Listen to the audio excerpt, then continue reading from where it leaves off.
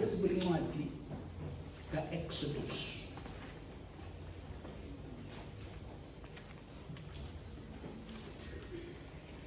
The same book that we were doing last week, chapter number 2.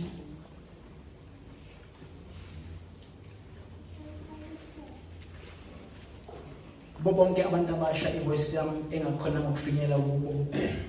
Thank you for last week. Thanks to all of you. May God bless you for what you did, Abu Mama. Amen. Amen. Verse number 11. Uma uyithole uthi amen. Amen.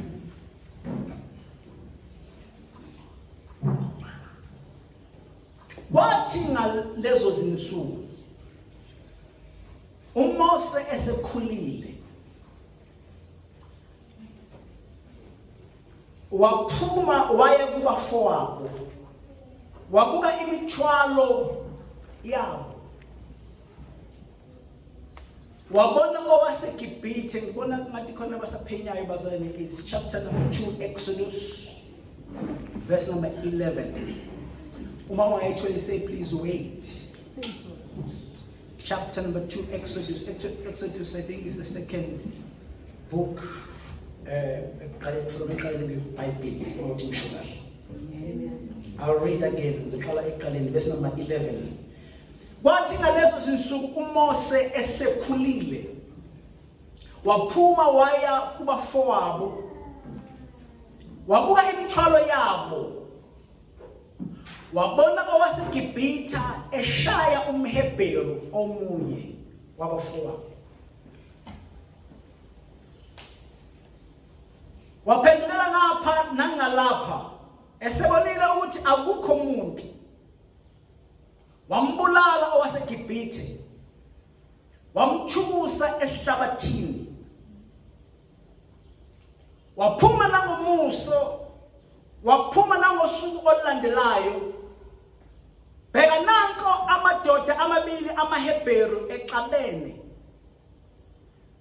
Wathi bawonileyo umshayelani owakini na? Wathi yena ngubani okumise induna nomahluleli phezu kwethu na? Ufuna ukumbulala mina njengalokho ubulele owaseGibhithe na? Moses wayesesaba ethi impela le ndaba isiyazeka. I-edition ka-2020 ithi uMose wayesesaba wacabanga wathi impela lokhu sekuyaziwa. The King James Version, the New King James Version, it then he said. Let me go to the last sentence. It says, surely this thing is known. Pharaoh esekuzwile lokho wafuna ukumbulala uMose. Kepha uMose wabaleka ebusweni bukaFaro.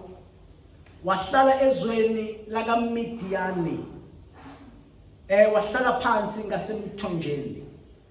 I'll jump to verse number 20. Wathi kuwo amadodakazi akhe, uphi yena? Nimsheleni na, mbizeni eze ukuzokudla. Mose wasimisela ukuhlala kulowo muntu. Wamupha uSipora indodakazi yakhe. Wazala indodana. Wayiqamba igama lokuthi Gereshomu ngokuba wathi ngangingumfokazi ezweni elingesilo elami. Asibale amen. Ali Kelly Yigamala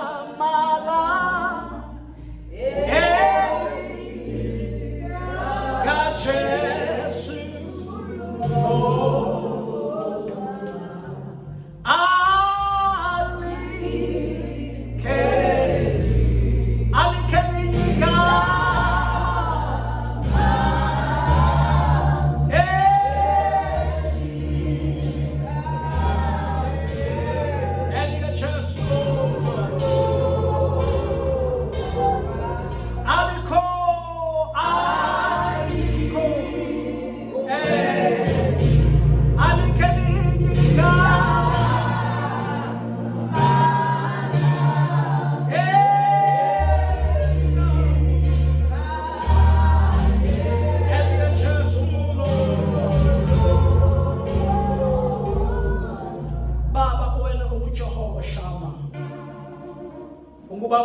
uhlale khona. Nasekuseni Baba ukhona, ngiyabuza ukhona Baba. Nanti izwi lakho Baba ligcobe. Khuluma Baba enhlizweni zethu. Sikhuthaze ngalo, ngibopha imimoya yonke engazama ukumela ukushumela kwezwi lakho, ngiyibopha ngixoshela kwalasha. Egameni likaJesu Kristu Baba, I ask that your spirit will move in this place and speak to our lives in the name of the Lord Jesus. Amen. Le character le ngikhulume ngayo last week. Uma sikhuluma celebrate abomama esibabize ngenzala abantu. Ngithandile namhlanje ukuba siqhubeka kancane ke sibheke le character le uMoses. And indaba engummangaliso la ebesifunda kule ndaba uMoses etholwa indodakazi kaFaro.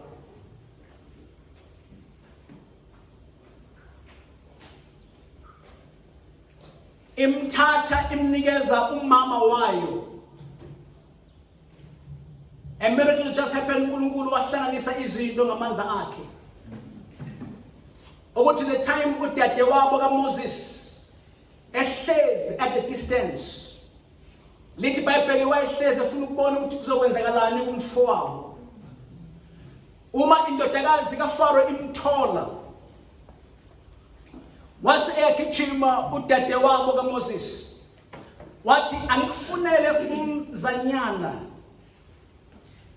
ozokuncelisela yena nomntwana. And it happened ukuthi lo mzanyana umama kaMoses.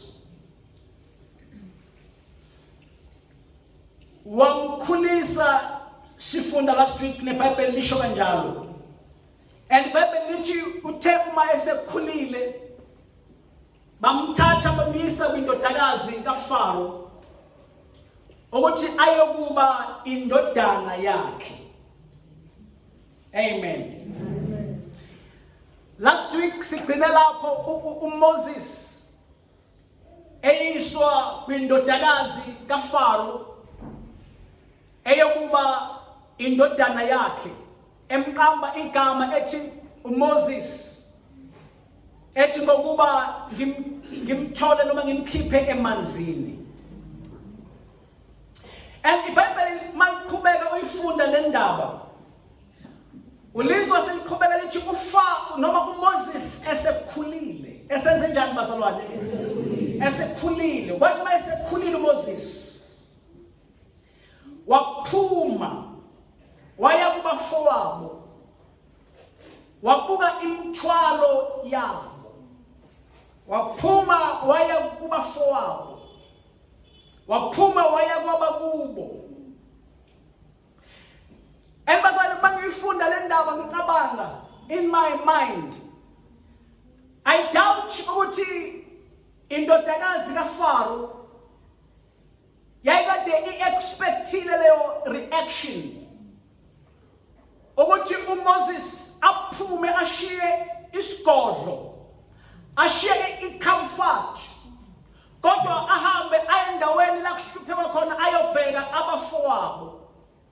Ngiyacabanga ukuthi komunye wayengacabanga ukuthi esikhathini la bekuhlushekwa khona eGibhithe kufa abantu, it's a privilege and it's a protection ukuba kwi-room noma kwindlu kaFaro. Kodwa uMoses wakhetha ukuphuma ukuthi aye kubafowabo. Lokhu ukhetha bazalwane esekhulile. Esenjani bazalwane? Yes, ukhetha esekhulile. Bazalwane ngoba ekukhuleni kwanoma yini into, noma kukhula isihlahla, into once ikhula iba complete. Leyo nto ithela isithelo based on a seed that was planted. Even nomuthi bazalwane uma uqala uthela, umuthi weaphula angeke uthela ubanana uma kungaplantwanga iseed kabanana kodwa uzothela i-aphula ngenxa yokuthi i-seed ye-aphula eyayiplantiwe. Alibonge igama leNkosi uJesu. I believe and I think in my heart bazalwane ukuthi njengoba uMoses ayekhula phambi kwenkosazana engumLevi engumama wakhe emncelisa, I believe ukuthi ekukhuleni kwakhe khona izinto ayifunda kumama. Wayefunda ukuthi yena akazalwanga eGibhithe, akasiye umGibhithe kodwa ungumHebheru.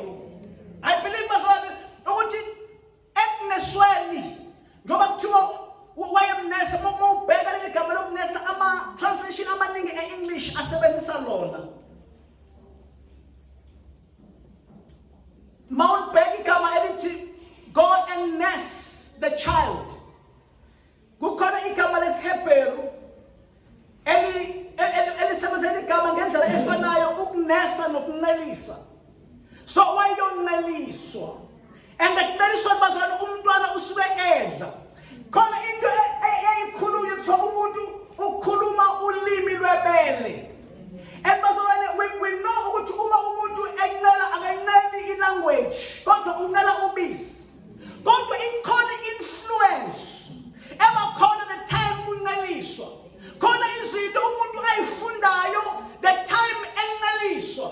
And uma kuyizinto ezi-correct ey'fundiswe ngesikhathi sokunceliswa zizovela in maturity. That's why bazalwane namhlanje noma singakabi ilokhu esifuna ukuba yikho as a church, but asiyeke ukukhuluma into ebalulekile eyizwi kaNkulunkulu ukuthi izwi lona masikhulume no matter isimo sethu singakabi la sifuna ukuba khona, ngoba uma sikhula izwi lelakhulunywa ilona esifuna ukuthi libonakale. Alibongwe igama leNkosi uJesu. Wayiswa umama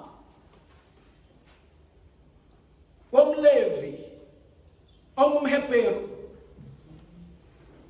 to nurse this child bazalwane.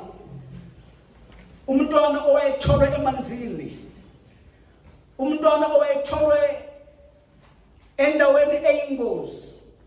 And bazalwane indodakazi kaFaro ngiyacabanga ukuthi engqondweni yakhe wayetshela ukuthi I just found a child. Umntwana olahliwe, umntwana obekiwe ebalekela ingozi. But le ndodakazi kaFaro yayingazi ukuthi lo mntwana amtholayo uthola umprofethi. Yayingazi ukuthi ngithola umuntu uNkulunkulu afuna ukusebenza naye. Yayingazi ukuthi ngithola umuntu uNkulunkulu afuna ukushintsha ihistory ngayo. Wayingazi ukuthi uthole a leader, umuntu ozokwenza imangaliso. Wayicabanga ukuthi uthole ingane nje. But kwakukhona miracle eyifika lo mntwana endaweni eyingozi. Kuleyo ngozi, close to a danger, there was a miracle kaJehova.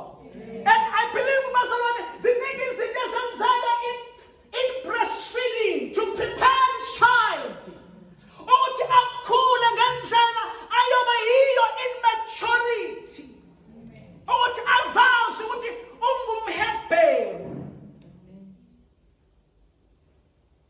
Noma ngahamba ayokhula endlini yenkosi in the palace, afikwe i-adolescent stage, a-enjoye ukugqoka izinto zasebukhosini, a-enjoye ama-benefits asebukhosini, and maybe I'm aligned nokuthi in the future he will be a next Pharaoh, because kwakuyingane ekhula ebukhosini. Ingane ekhula ebukhosini ikhona i-possibility ukuthi at the later stage nayo iyoba inkosi. Mhlawumbe ayikhona lowo expectation as ekhula lo mntwana, but the Bible lithi esekhulile, awuthi esekhulile. Thanda ngiyalithanda le verse lithi esekhulile in maturity waphuma. Thanda iBhayibheli bayithi mkhulisa umntwana ngendlela ekuyoba eyakhe. Planta izwi kuye, planta izinto ezi-right kuye, because ngelinye ilanga kuyothi uma esekhulile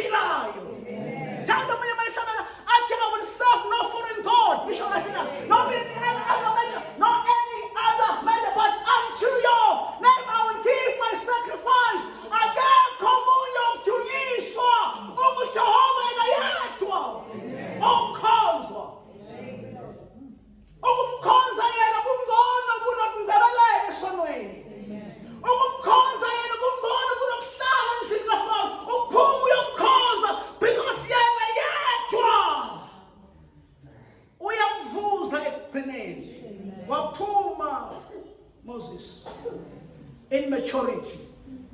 Yacabanga ukuthi besikhona into ekhikhayo kuyo ukuthi bathi wena khona into ngawe. Wahamba wayobona iBhayibheli wabuka imithwalo yabafowabo. Hallelujah. Amen. And bazalwane, if there is something in you, uma in your privilege, esikhathini sakho esimnandi, uba nendawo ekwazi ukuhlupheka ngenxa yosizi lwabanye abantu. Uma ukwazi ukubona abanye abantu bekhala nawe bese uyakhala, khona into uNkulunkulu ayibekile kuwe. And akekho uNkulunkulu akwenze ube nomthwalo ngabanye abantu mawuthi ayikho into uNkulunkulu ayinikezile kuwe ozoxazula nayo izinto zabanye abantu. Kungaze ukuthi namhlanje awakaziboni kahle kahle ukuthi ubani, but in your heart uyakhala ngosizi lwabanye abantu. Lokho kuyisiprophet, let me tell you mahala, lokho kuyisiprophet in your life ukuthi khona izinto uNkulunkulu azibekile kuwe ozosiza ngazo abanye abantu. Akusikhona ukunakona kubani ukukhalela abanye abantu. Moses mayibheka wakhala alisho kanye eBhayibheli, but I'm thinking ukuthi kwakukhona usizi in his heart ebona abafowabo beqhilazekile. Hallelujah. Amen. Moses, there is something in you. And I am talking to Moses that is in this place, namhlanje. That there is something in you. And Bible tells ebona in verse number 11. Ebona owaseGibhithe eshaya umHebheru. Enze njani bazalwane? Eshaya umHebheru. Enze njani bazalwane? Hallelujah. Because bazalwane uma abantu beshawa izimo, kukhona into kuyathinteka. Uma abantu besafara bebanjwa amadimoni, awusho ukuthi mina ngilala kahle. Kodwa uyabazwela abanye abantu abanezimo abahamba kuzo, uthinteke. Sometimes ungalali uthandazela abanye abantu. Ngoba bakhona indawo uNkulunkulu abizela kuyo uzothintwa izimo zabanye abantu. Ake ukwazi ukuthokoza abanye abantu beshaywa. Wahamba uMoses wayolwa impi engesiyona yakhe. Wanzolwa impi angamenywa ukuthi azoyilwa, kodwa ebhekene nomuntu oshawayo ongumfowethu. Angeke ngibukele umfowethu eshaywa. iBhayibheli wahamba uMoses wambulala umGibhithe. Wambulala wamqhima wamfaka emhlabathini. iBhayibheli ngelanga elilandelayo, that was verse number 12. iBhayibheli ngelanga elilandelayo verse number 13, wafika abaHebheru beqabene. Benze njani bazalwane? Beqabene. Ngoba khona into kuMoses ethi nina ningama-brothers anifanele ngabe niyalwa. Lisakhona bazalwane? Akufanele ngabe niyalwa. Because bazalwane is an issue. Uma abantu abangama-brothers benwa, ayikho into ebuhlungu njengokuthi ibandla lilwe.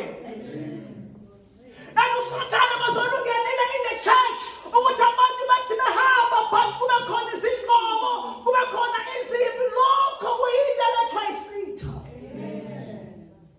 Akuvele kuJehova ukuthi instead ingabe siyakhuleka izwe ne-community yethu bazalwane ilinde umthandazo wethu. Athi ngithithwe njengoba singazokhonza la nge-8, kukhona isimo esineswayo. And uma kukhulunywa nami ngibizwa ngizoshelwa ukuthi ngeke sikhonze la nge-8 for this and this and that. I'm sure ukuthi aware.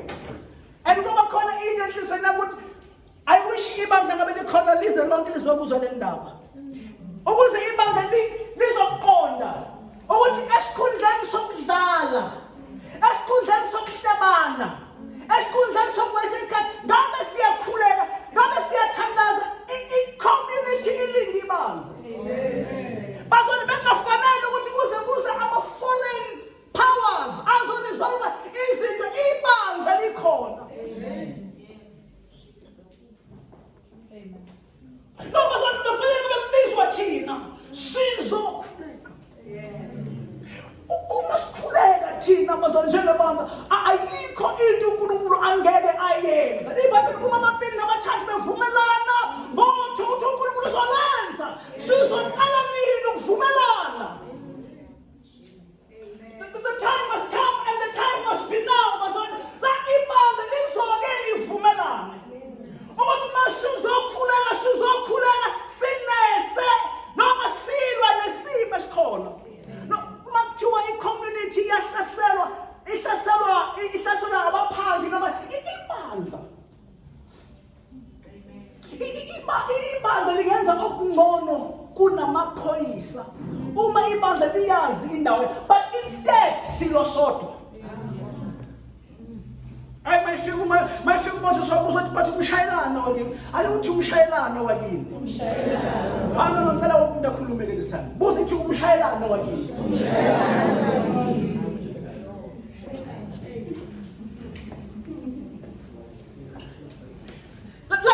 Mama ukhona umuntu ozohleba omunye kuwe.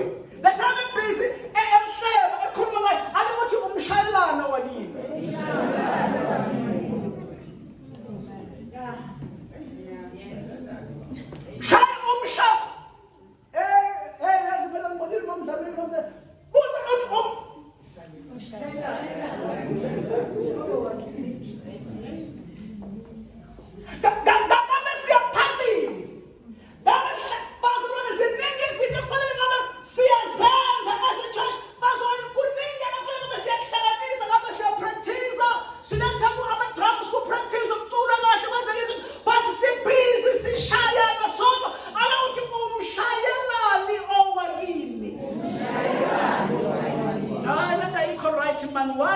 Why ushaya owakini? Ubani nathi Moses mayishaya uGibhithe ambulala umntu emhlabathini, kodwa sekuyinkinga uma wena ushaya owakini. Njengoba ibandla liqhubeka bazona abantu esasibasama ukuthi bazosiphazamisa, akusebona abantu abangakhona, sisabana sodwa. Ngoba khona abanye abantu abakhona la abashaya anothi umshayelani owakini. Shayelani owakini. And lona owe wrong ukuthi iBhayibheli wathi ubani umbekile, ubani okubekile ukuthi ube umahluleli wena. Nami sofuna ukungibulala njengalokho umbulale izolo. Khuluma abantu labantu abakhulumayo about 3 abantu bandawonye la. Lona akabona ukuthi Moses uzoxazulula, but instead uyambetray ukuthi no wena siyazi ukuthi ubulale umuntu izolo. And then iBhayibheli uma ekuzwa uMoses lokho athi ngiyambona inceka uNkulunkulu. Isayimisele mhlawumbe futhi informal uyosokhuluma nabazalwane ukuthi akufanele ngabe ngiyalo yazi nema brothers and umshaya ngegama, yazi ukuthi abantu abakwazi ukushaya ngegama. Ushaya ngegama yo nami sofuna ukungibulala and uthema ilizwe igama athi ngiyambona ekhexhe. Lolu daba seliyaziwa. Wathi impela le ndaba iyazeka. Impela lokhu sekuyaziwa. Surely this thing is known. Awuthi le ndaba seyiyazeka. Le ndaba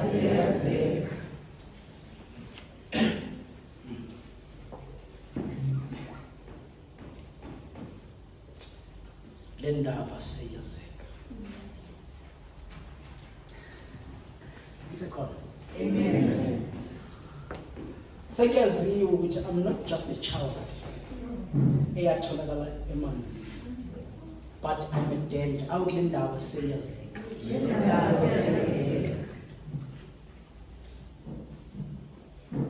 Sekuyaziwa ukuthi wena une-anointing.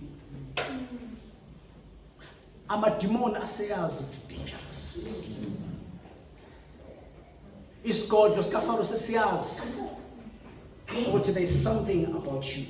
And iBhayibheli lithi uMoses wayeseke yabaleka uma eqonda ukuthi uFaro ufuna ukumbulala. Waya ezweni lakude. iBhayibheli lithi kuseMidiyane mayifika khona ufika amantombazane enceke uthize umpristi leli Bhayibheli lamantombazane angamadodakazi ompristi ayezokukha amanzi. And uMoses wawasiza lamantombazane lawo. Wabasiza because kwakukhona abelusi ababe baqinela labo sisi labo bebaqosha. And uMoses wawasiza lamantombazane. Lalela ake ngikhulume nawe. As kukhona into uNkulunkulu ayibekile in your life. And uNkulunkulu uyosebenzisa noma yini ekuwe to make a room for you. Understand ukuthi uMoses njengoba efika la uhlezi emthulweni and akanayo ishelter azolala kuyo. But uNkulunkulu onawo amandla. Uma kukhona into oyiphethe, uma kukhona into ekhona ngawe, God will make a room for you. uNkulunkulu uyosebenzisa noma wena uyoba sengathi uyasiza. Wena uyoba sengathi uyenza nje. Kanti uNkulunkulu is orchestrating usizo. Ukuthi wena usizakale ngoba kukhona into ekhona ngawe. Thank you never say never ikhona into ekhona ngawe. Labantu bazane bayibuyela endlini. Wabuza ubaba wabo ukuthi hawu nasheshe nabuye namhlanje.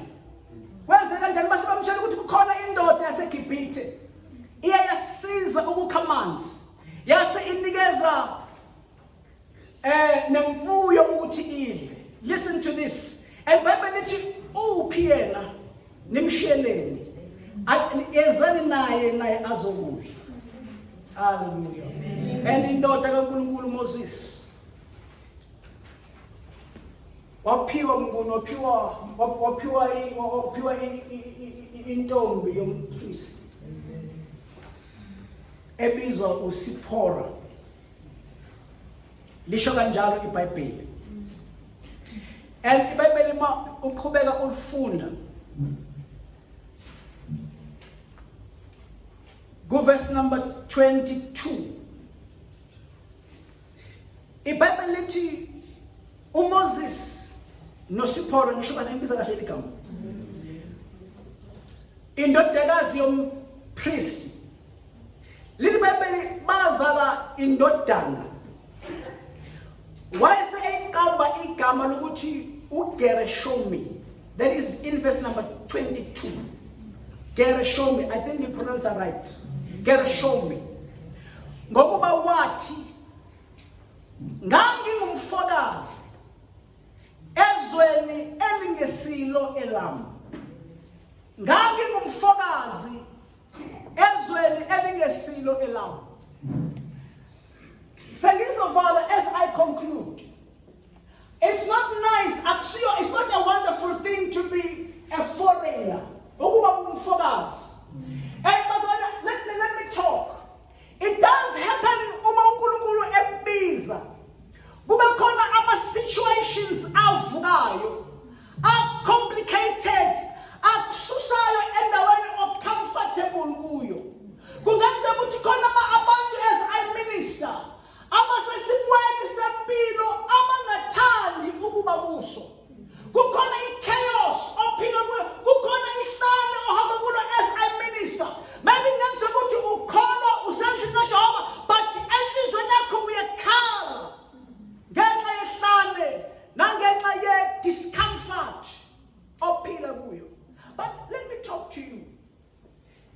Do not own that discomfort. Okay. Do not own that discomfort. Because noma yini uNkulunkulu abizele yona izophumeleliswa. Lanto uNkulunkulu ayimisile ngapha because njengoba uhlezi namhlanje under the sound of my voice. Awuhlezi mahala, awukhola mahala. Kodwa khona into uNkulunkulu ayimisile ngawo noma ungahlupheka ngomsuzwana. Kodwa dinani icebo likaJehova lizophumeleliswa. I think uJobe othi manje sekukhona into engiyaziyo ukuthi icebo lakho lingevinjwe. Can I preach to you? Can I teach you? Ukuthi noma ngabe ubona isimo sinzima, don't give up on God.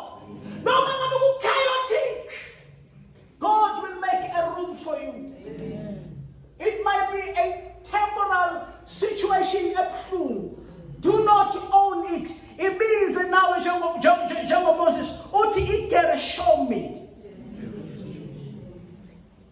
Uthi ngingumfokazi ezweni eliyisilo elami. This is not me. Kodwa uNkulunkulu uzoyilungisa indlela yami. But God is going to fix my thing.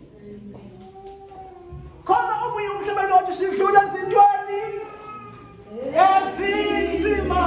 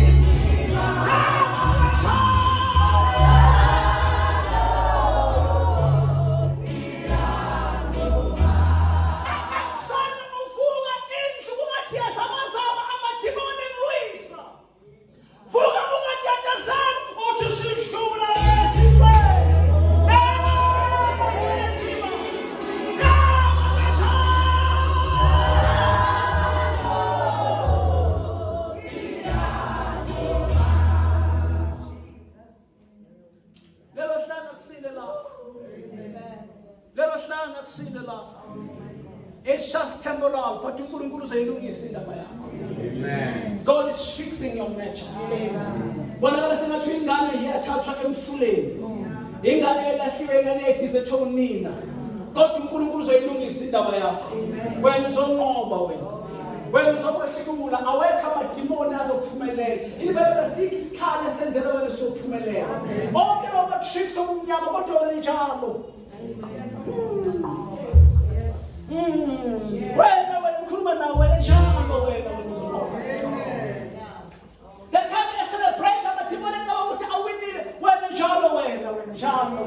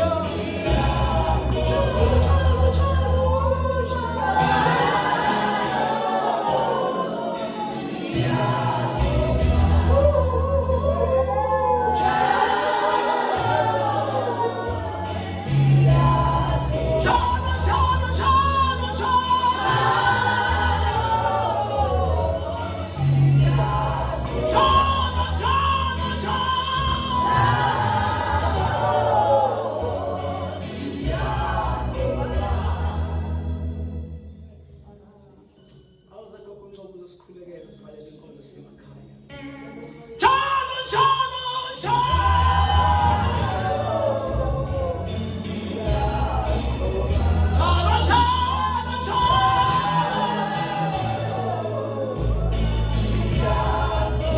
Njalo, njalo,